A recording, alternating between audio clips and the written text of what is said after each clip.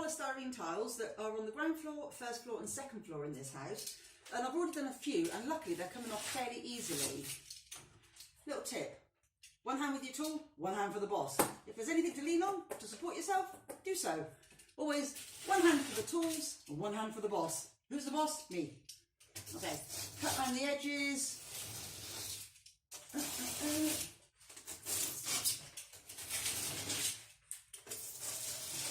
I'm doing that just to free it up. Okay, and then a little slice in the middle so I can get hold of a corner. Put your blade away actually. Okay. And then, comes down quite easily. Look how nice that is. But I should be wearing a dust mask, but I'm not because I'm talking to you. And then I can't talk and breathe and everything. This one's quite good. It's got a little breathe hole in it, so your own air can come in and out more easily.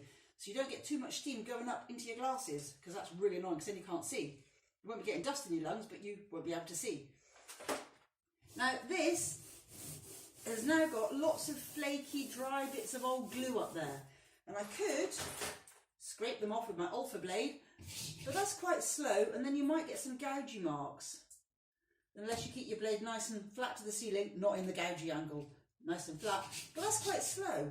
I actually found it's better to be using sanding sponges, and these are quite scratchy ones, and I use two, because like I keep saying, my body is my tool, and I've got two arms, so two sponges. And if I go like this,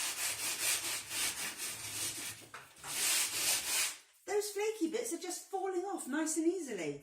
And the reason I use two hands, it's quite easy to get over here. But then if I want to go here, it's getting more awkward. Just change hands.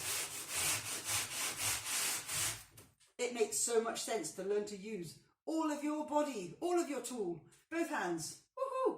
Sanding sponges.